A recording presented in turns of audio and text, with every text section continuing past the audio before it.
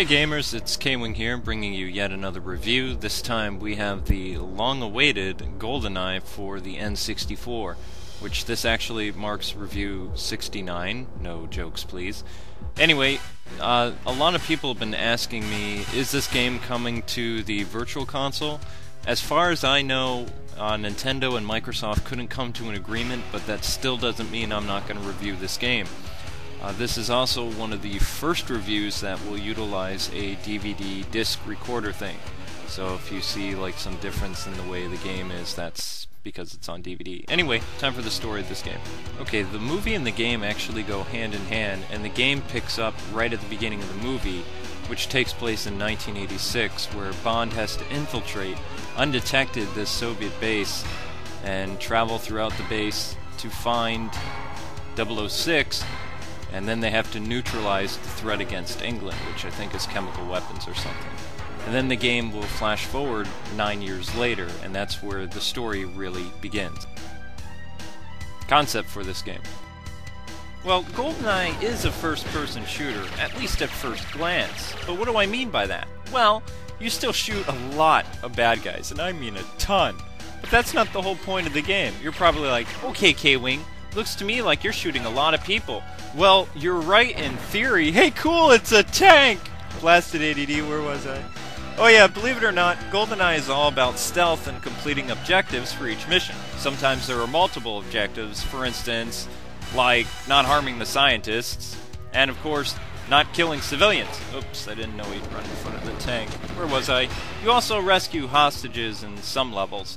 And, of course, the other point of the game is saving, rescuing, and whatever else to that annoying Bond girl, Natalia. But don't worry, there's still enough mindless killing for you, but in a civilized manner, of course. Now, this game offers 3 difficulties: Agent, Secret Agent, and 00. Before entering a mission, and you get a briefing of your objectives, and you really feel like a 00 agent in GoldenEye because you get to do all the stuff Bond brags about in the movie. How cool is that?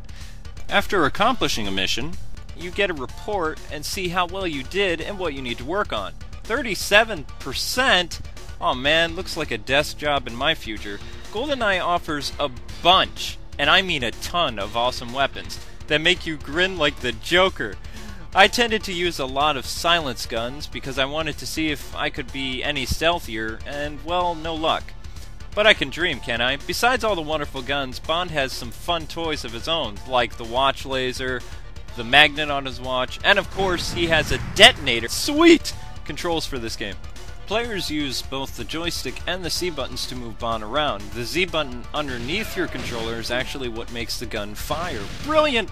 What precise control! Oh, the feeling of this game, and with a rumble pack. Booyah! Ahem. Sorry, getting a little carried away. Now, you reloaded by pressing the B button, and you could change weapons, of course, by pressing the A button. Aiming manually could be done by using the R button, but I mainly use that for sniping only, or unless I really wanted to let the bad guys have it, like here, for instance. Oh, wow, that's pretty... Oh, my... Yeah, I must have been having a really bad day when I filmed this part, so I'm just not gonna say much.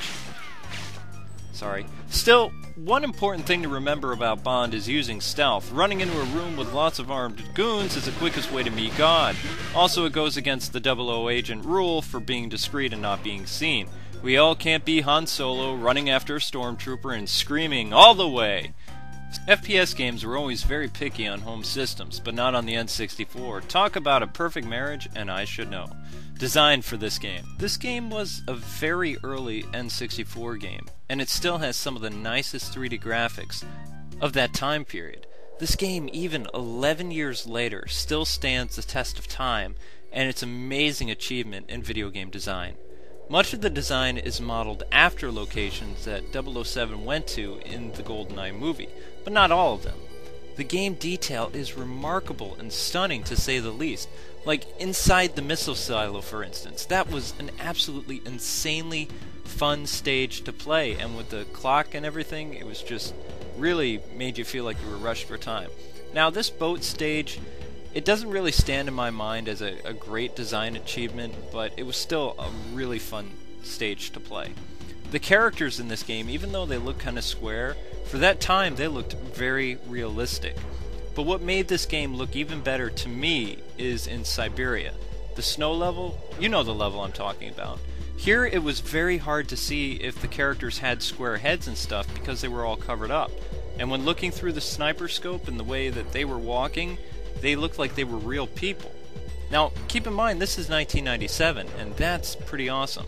I was also really happy with the Bond menu being the watch. History for this game. GoldenEye reintroduced us to Bond in the 90s, but why did their game take 2 years? Well, originally the game was coming to the Super Nintendo, and to be Nintendo's answer to Virtua Cop. Rare was really interested to do the game for the Ultra 64, and Nintendo gave them the green light. GoldenEye hit the N64 in 1997 and took the world by storm.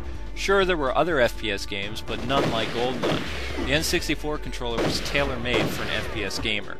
What made GoldenEye stand out from other FPS games was its stealth, objectives, accuracy chart, and a zoomable sniper rifle. GoldenEye was also going to let the players play as every single James Bond. This feature was sadly dropped, though. Since release of the Nintendo Wii, President of Nintendo America, Reggie, told the world GoldenEye would come to the Virtual Console. For the past 2 years, Microsoft has been trying to get Nintendo to let them release GoldenEye first, then give Nintendo permission. Still, Rare doesn't own the rights to Bond. EA doesn't either, but now Activision. GoldenEye is remembered most for its multiplayer and one of the first 4-player games for the N64.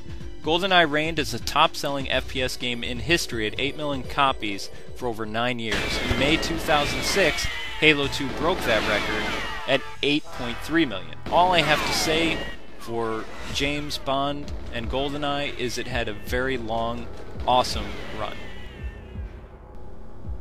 Well, that's it for me. Time for the bad aspect. Natalia, Natalia, Natalia, oh how I hate thee, let me count the ways.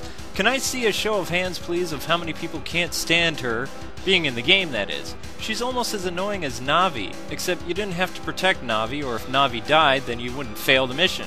Enter Natalia, and everything I said becomes a grim reality. She will run in front of you when you're shooting, run away like a scared little girl, and trip alarms for you. Plus, later in the game, they give her cheesier one-liners than Bond. She also has this conscience complex, too, like, say, for instance, oh, I don't know, Boris, invincible, remember him? I am Boris, I am invincible. Well, Boris pulls a gun on me, so what's the thing you do? You shoot back at him, right? That's common sense, not to Natalia. He pulled a gun on you and you killed him because he's a programmer. You're a bad person, James Bond. It's like, what are you kidding me? It's called self-defense, woman. Another thing I hated about this game was I never really liked the whole graveyard of statues in the Soviet Union. I always got lost there. Another thing I didn't like is the weapons aren't the real names. Anyway, time for the good aspect. I don't know about you guys, but I have fond memories of taking out those guys in the can. Memories. Or how about running people over in the tank and hearing them, yeah, that. Plus, if you like blowing stuff up, then the tank mission has your name written all over it. Not to mention this stage is a blast to play. Get it? Blast? Blowing stuff up? You people are slow! How I still love the Siberian level, mainly because the enemies look real due to them not having square heads and square hands. Not to mention, so many bad guys appear at random to fight you, but because of the snow, you can see them running a mile away.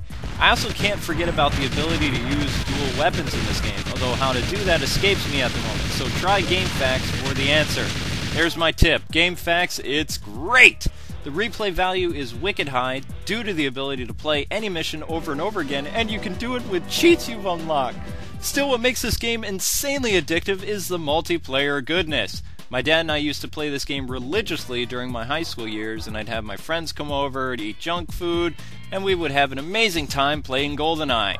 I wasn't even a good FPS gamer, but I still had fun playing GoldenEye. I really hope this game comes to the Wii Virtual Console, but I wouldn't hold my breath. Still, this game is amazing. Look for it at garage sales and hunt it down on eBay. GoldenEye for the N64 gets a 10 out of 10. Man, gotta love that tank. Anyway, the next review starts Batman month, all July long. Batman Begins is next. Well, God bless and happy gaming. Thanks so much for watching, and please subscribe. July will drive you guys batty. See ya. Batman's coming.